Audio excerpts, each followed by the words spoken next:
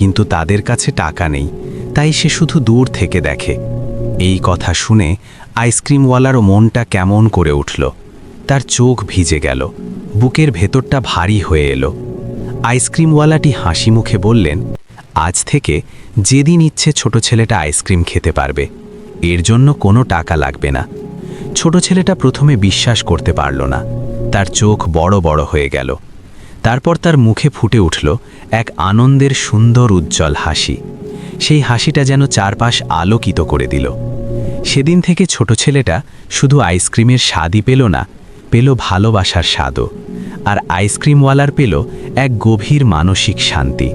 তিনি বুঝলেন একটু দয়া আর ভালোবাসা কারো জীবনে কত বড় সুখ এনে দিতে পারে।